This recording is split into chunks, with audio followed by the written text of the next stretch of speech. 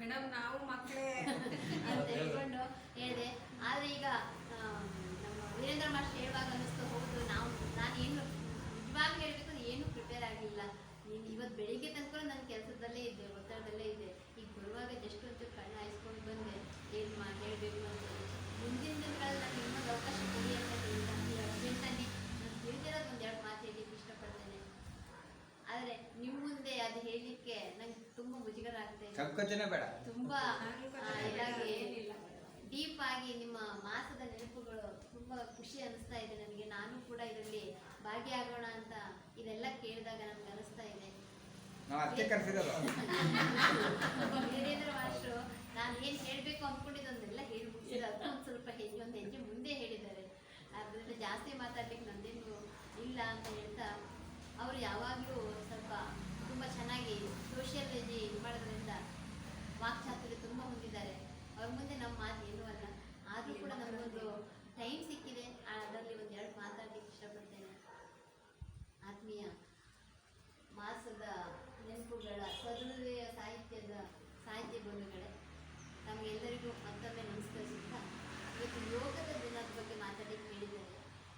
ಒಂದು ಗಾದೆ ಮಾತಿದೆ, ಊಟ ಬಲ್ಲವನಿಗೆ ರೋಗವಿಲ್ಲ, ಮಾತು ಬಲ್ಲವನಿಗೆ ಜಗಳವಿಲ್ಲ ಅಂತ. ಅದು ಸ್ವಲ್ಪ ನಾವು ವ್ಯತ್ಯಾಸ ಮಾಡ್ಕೊಳ್ಳೋಣ.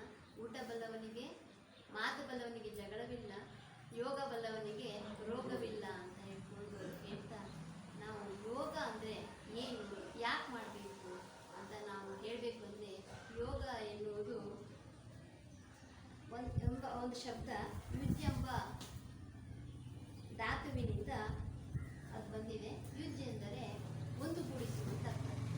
ಒಂದುಗೂಡಿಸುವುದಂದರೆ ಜೀವಾತ್ಮನನ್ನು ಮತ್ತು ಪರಮಾತ್ಮನನ್ನು ಒಂದುಗೂಡಿಸುವುದು. ಇವೆಲ್ಲ ನಮ್ಮ ದೇಹದ ಕ್ರಿಯೆಯಲ್ಲಿ ಒಂದು ಕೇಂದ್ರೀಕೃತಗೊಳಿಸಿದಾಗ ನಮ್ಮ ದೇಹ ಬಲಿಷ್ಠವಾಗುತ್ತದೆ. ಹೀಗೆ ಯೋಗ ಪಿತಾಮಹರಾದ ಪತಂಜಲಿ ಮಹರ್ಷಿಗಳು ಈ ಯೋಗವನ್ನು ಭಗವದ್ಗೀತೆಯಲ್ಲಿ ಈ ಪದ ಪ್ರಸ್ತಾಪವಾಗಿದೆ ಅಂತ ಹೇಳಿದರು. ಅದೇ ರೀತಿ ಅಲ್ಲಿ ನಾವು ತಿಳಿಸುವುದೇನೆಂದರೆ, ಜ್ಞಾನಯೋಗ, ಕರ್ಮಯೋಗ, ಭಕ್ತಿಯೋಗ ಮತ್ತು ರಾಜಯೋಗ ಅಂತ ಹೇಳಿಕೊಂಡು 4 ಯೋಗವನ್ನು ಅಲ್ಲಿ ತಿಳಿಸಿದ್ದಾರೆ. ಅದರಲ್ಲಿ ಈ ರಾಜಯೋಗ ಇದೆಯಲ್ಲ, ಇದರಲ್ಲಿ ಕೆಲವೊಂದು 4 ಪಥದಲ್ಲಿ ಅದನ್ನು ತಗೊಂಡು ಹೋದಾಗ, ಅದರಲ್ಲಿ 4ನೆಯದಾದಂಥ ರಾಜಯೋಗದಲ್ಲಿ ಅಷ್ಟಾಂಗ ಯೋಗ ಎಂದು ಕರೀತಾರೆ. ರಾಜಯೋಗದಲ್ಲಿ ಅಷ್ಟಾಂಗ ಯೋಗ ಎಂದು ಕರೀತಾರೆ.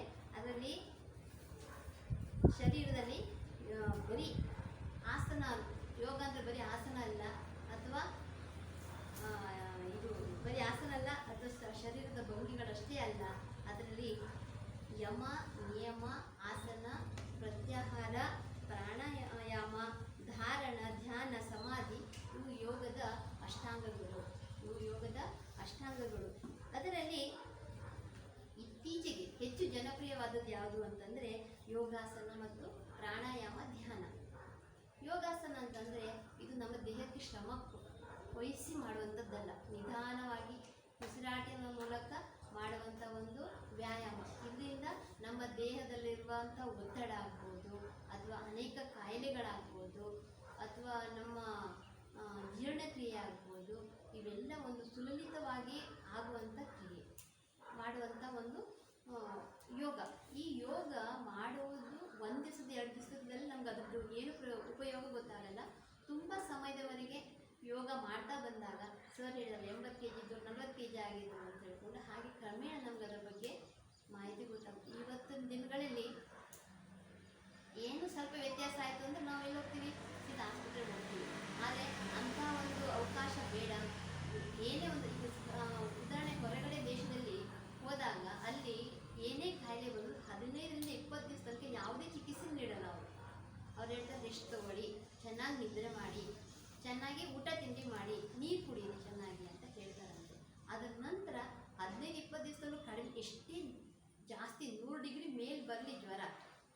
ಯಾಕಂದರೆ ನಮ್ಮ ಅಕ್ಕನ ಮಗನಿದ್ದ, ಅವ್ರ ಮಗಳಿಗೆ 110 ಡಿಗ್ರಿ ಜ್ವರ ಬಂದರೂ ಕೂಡ ಅವ್ರು ಏನೇನೂ ಕೊಡಲಿಲ್ಲಂತೆ ಔಷಧ. ಚೆನ್ನಾಗಿ ಪಾಪ ಮಲಸಿ, ಕಣ್ಣೀರು ಬಟ್ಟೆ ಹಾಕಿ, ಚೆನ್ನಾಗಿ ಒಂದು ಒಳ್ಳೆ ವಾತಾವರಣದಲ್ಲಿ ಮಗುವನ್ನು ಬಿಡಿ, ಕಿಟಕಿ ಎಲ್ಲ ಓಪನ್ ಮಾಡಿ, ಗಾಳಿ ಬಿಡಿ ಮಗುವಿಗೆ ಅಂತ ಹೇಳಿದ್ರಂತೆ. ಅವನಿಗೆ ಆಶ್ಚರ್ಯ. ಅದಲ್ಲದೆ ಇನ್ನೊಬ್ರು ಡಾಕ್ಟರ್ ಬಂದು 106 ಡಿಗ್ರಿ ಬಂದು ಹೀಗೆ ಹೇಳ್ತಿದ್ದಾರೆ, ಮಗು ಏನು ಊಟ ಮಾಡ್ತಾ ಇಲ್ಲ, ತಿಂಡಿ ತಿಂತಾ ಇಲ್ಲ ಅಂತ. ಅವರು ಕೂಡ ಹಾಗೆ ಹೇಳಿದ್ರಂತೆ. ಎಲ್ಲಿ ಹೋದ್ರು ಯಾವ ಚಿಕಿತ್ಸೆನೂ ಅವ್ರು ಕೊಡಲಿಲ್ಲ. ಹಾಗೆ ಕ್ರಮೇಣ ಅವ್ರು ಹೇಳ್ದಂಗೆ ಸ್ವಲ್ಪ ತಣ್ಣೀರು ಬಟ್ಟೆ ಹಾಕಿದ್ವಿ, ಆಮೇಲೆ ಕಾಲಿಗೆಲ್ಲ ಸ್ವಲ್ಪ ಇದು ಮಾಡಿದ್ವಿ, ವಿಕ್ಸ್ ಎಲ್ಲ ಹಚ್ಚಿದ್ವಿ ನಮ್ಮ ಸಮಾಧಾನಕ್ಕೆ. ಆಮೇಲೆ ಹಾಗೆ ಹಾಗೆ ಕ್ರಮೇಣ ಕಡಿಮೆ ಆಯಿತು ಅಂತ ನಾವಂದ ಹೇಳಿದ್ವಿ. ನಾವೇನಾದರೂ ಆಗಿದ್ರೆ ಆಸ್ಪತ್ರೆಗೆ ಕರ್ಕೊಂಡೋಗಿ ಏನು ಗ್ಲುಕೋಸ್ ಅಂತೆ ಅದು ಇದು ಇಂಜೆಕ್ಷನ್ ಚಿಕ್ಕ ಮಗುವೆ ಕೊಟ್ಟು ಏನೆಲ್ಲ ಟ್ರೀಟ್ಮೆಂಟ್ ಮಾಡ್ತಿದ್ವಿ ಅಂತ ಹೇಳ್ಕೊಂಡು. ಆದರೆ ಅಲ್ಲಿ ಆ ಥರ ಮಾಡಲ್ಲ. ಆದರೆ ನಮ್ಮ ಗಡಿಬಿಡಿಯಲ್ಲಿ ನಾವು ಇಂಡಿಯಾದಲ್ಲಿ ಅಂದರೆ ನಮ್ಮ ರಾಜ್ಯದಲ್ಲಿ ಬಹಳ ಗಡಿಬಿಡಿಯಿಂದ ಯಾವ್ಯಾವ ಡಾಕ್ಟ್ರ್ ಏನೆಲ್ಲ ಮೆಡಿಸಿನ್ ಕೊಡ್ತಾರೋ ಅವೆಲ್ಲ ತಗೊಳ್ಳಿಕ್ಕೆ ನಾವು ರೆಡಿ ಇದ್ದೇವೆ. ಆದರೆ ಯೋಗದಿಂದ ಅವೆಲ್ಲ ಅವಶ್ಯಕತೆ ಇಲ್ಲ. ನಮ್ಮ ದೇಹ ಬಲಿಷ್ಠ ಮಾಡುತ್ತೆ, ದೇಹ ಗಟ್ಟಿಗೊಳಿಸುತ್ತೆ ಅಂತ ಈ ಸಮಯದಲ್ಲಿ ಹೇಳಲಿಕ್ಕೆ ಇಷ್ಟಪಡ್ತೇನೆ. ಯೋಗ ಮಾಡೋದ್ರಿಂದ ನಮ್ಮ ದೇಹ ಕಬ್ಬಿಣದ ಹಾಗಾಗಲಿಕ್ಕೆ ಸಾಧ್ಯ ಇದೆ. ಆದರೆ ನಮಗೆ ಮಾಡುವಂಥ ಸಮಯ ಬೇಕು, ತಾಳ್ಮೆ ಬೇಕು, ಅಂದರೆ ಇದೆಲ್ಲ ಆಗಲಿಕ್ಕೆ ಸಾಧ್ಯ ಇದೆ.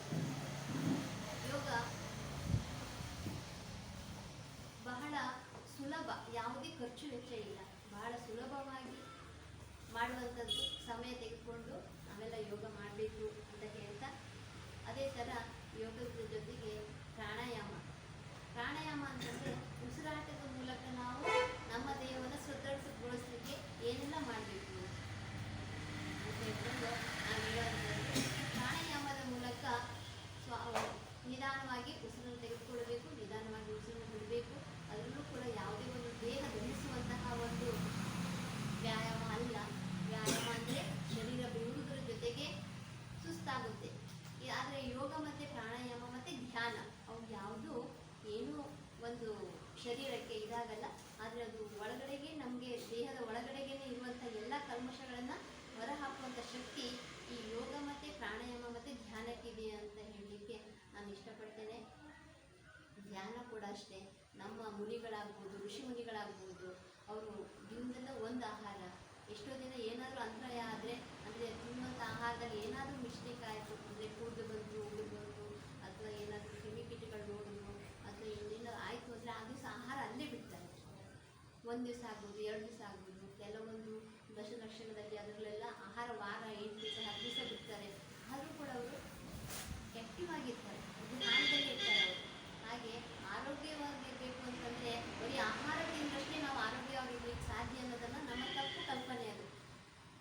ಉಪವಾಸ ಮಾಡಿದರೆ ಅಯ್ಯೋ ನಾವು ಸುಸ್ತಾಗಿಬಿಡ್ತೀವಿ, ವೀಕ್ ಆಗಿಬಿಡ್ತೀವಿ, ನಮಗೇನು ಮಾಡೋಕ್ಕಾಗಲ್ಲ. ಧ್ಯಾನ ಮಾಡ್ತಿದ್ರೆ ನಮ್ಗೆ ಸಮಯ ಇಲ್ಲ, ಅದರಿಂದ ಏನೂ ಆಗಲ್ಲ. ಯೋಗ ಮಾಡಿದ್ರೆ ಅವೆಲ್ಲ ನಮ್ಮದು ಒಂದು ಇದು ಗಟ್ಟಿ ಮನಸ್ಸು ಮಾಡಿಬಿಟ್ಟು ನಾವು ಯೋಗನ, ಪ್ರಾಣಾಯಾಮನ, ಧ್ಯಾನ ಮಾಡೋದ್ರಿಂದ ನಾವು ಮುಂದೆ ಸದೃಢವಾದಂಥ ದೇಹ ಬೆಳೆಸೋದ್ರ ಜೊತೆಗೆ ಒಳ್ಳೆಯ ಜ್ಞಾನವನ್ನು ಬೆಳೆಸ್ಕೊಳ್ಳಿಕ್ಕೆ ಸಾಧ್ಯ ಇದೆ.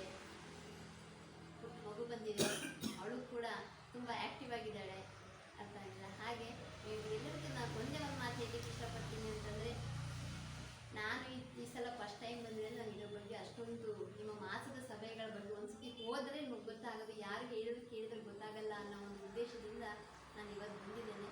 ಬಟ್ ನಾನೇನು ಅಷ್ಟು ಪ್ರಿಪೇರ್ ಆಗಲಿಲ್ಲ. ನನ್ನ ಕೆಲಸ ಒತ್ತಡದಿಂದಾಗಿ ತುಂಬ ಸಮಯಾವಕಾಶ ತುಂಬಾ ಕಡಿಮೆ ಆಯಿತು. ಹಾಗೂ ನಾನು ಬರಬೇಕೋ ಬೇಡೋ ಅಂತ ಈಗ ಯೋಚನೆ ಮಾಡ್ತಿದ್ದೆ.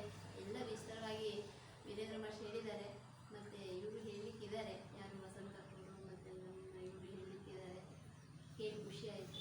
ನನಗೆ ಈ ಅವಕಾಶ ಕೊಟ್ಟಿದ್ದೀರಾ. ಸಾಧ್ಯವಾದಷ್ಟು ನನ್ನ ಬಳಗವನ್ನು ನಾನು ಕಲ್ತ್ಕೊಂಡು ಬರಲಿಕ್ಕೆ ತುಂಬ ಇಷ್ಟಪಡ್ತೇನೆ.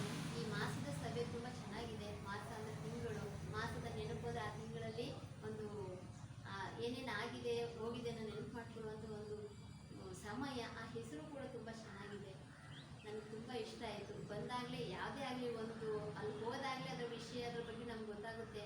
ಮನೇಲೇ ಕೂತ್ಕೊಂಡು ಅದಾ ತಿಂಗಳದ ಒಂದು ದಿವಸ ಸುಮ್ಮನೆ ಟೈಮ್ ಪಾಸ್ ಮಾಡಲಿಕ್ಕೆ ಅಂತ ಹಿಂಗೆ ಅನಿಸುತ್ತೆ. ಬಟ್ ಬಂದಾಗಲೇ ಅದ್ರ ಪರಿಣಾಮ ಏನು ಹೇಗೆ ಅನ್ನೋದನ್ನು ಗೊತ್ತಾಗುತ್ತೆ. ಆದಷ್ಟು ನನ್ನ ಬಳಗವನ್ನು ಕರ್ಕೊಂಡ್ಬರಲಿಕ್ಕೆ ನಾನು ಕೂಡ ಇಷ್ಟಪಡ್ತೀನಿ ಅಂತ ವೀರೇಂದ್ರ ಮಾಸ್ಟರ್ಗೆ ಮತ್ತು ಪ್ರಶಾಂತ್ ಅವರಿಗೆ ಭರವಸೆ ನೀಡ್ತಾ, ನನಗೆ ಮಾತಾಡಲಿಕ್ಕೆ 2 ಅವಕಾಶ ಕೊಟ್ಟಿದ್ದೀರಾ. ಮಾತಾಡಲಿಕ್ಕೆ ಅವಕಾಶ ಕೊಟ್ಟಿದ್ದಕ್ಕೆ